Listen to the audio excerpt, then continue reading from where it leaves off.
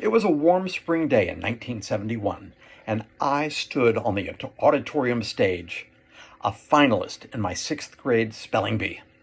Despite the sweat on the back of my neck, confidence coursed through me. Today, I would show those bullies they can't stop me from winning. The word was seizure. I thought carefully and I spelled S-I-E-Z-U-R-E. After all, everybody knows I before E except after C. Then came one devastating word. Wrong.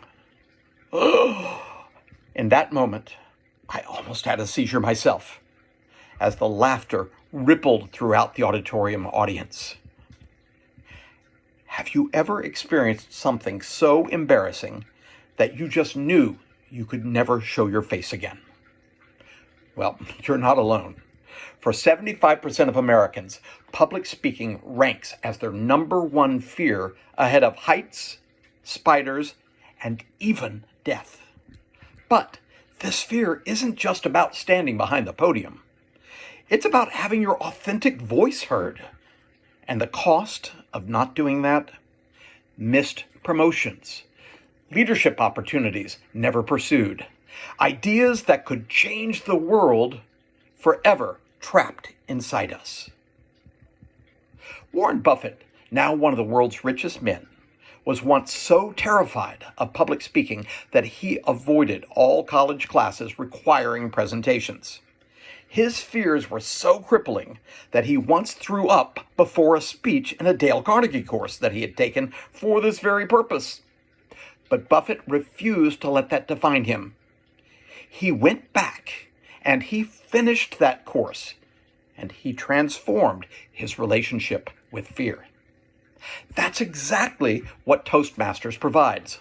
A supportive laboratory where constructive evaluations replace those harsh criticisms, often in our own minds, where incremental challenges build confidence, where mentors guide us through finding our voice. I've seen people walk into their first meeting barely able to state their name, who months later deliver speeches that move an entire room to tears or laughter. But Toastmasters teaches something even more powerful than conquering fear. We actually learn how to tell stories that challenge perspectives, that change the world. When we share raw, authentic experiences, something magical happens. Facts may inform your mind, but stories transform the heart. In Toastmasters, we learn that effective storytelling follows a structure. But the true power comes when we weave empathy through our narrative, when we invite others not just to hear our story, but to experience it as their own. So I ask you, is this something that matters for you? Now, when I was younger, I always allowed fears to hold me back. After that spelling bee humiliation, I vowed never to enter another contest again. And I kept that up a long time in my life. I saw myself as a victim of circumstances. Too small, too uncoordinated, too unpopular. I had a low self-image, but I blamed this on other people and situations that were beyond my control, so it wasn't my fault. Through Toastmasters, I began experiencing and examining my fear in a different light. I realized these 4 letters, F-E-A-R, could stand for something. False evidence appearing real. Most everything that I feared was based on false evidence, which produced real emotions. Now, my emotions were always valid, but the thoughts behind them were often not. This realization changed everything. I had to challenge my fears by challenging the false thoughts right here, especially those that I thought were out of my control. My self-perceptions were often more critical than anything that my childhood bullies could ever devise. Through years in Toastmasters and other personal development work, I've learned to be kinder to myself when I make mistakes, and I've learned to celebrate those small, minor wins. I'm learning to self-parent my own inner child who has lived their lives in such fear. So what happened after that devastating spelling bee loss? For years, I let it reinforce my fear of public exposure. But eventually, I found other ways, especially Toastmasters, where mistakes are just stepping stones, not stumbling blocks.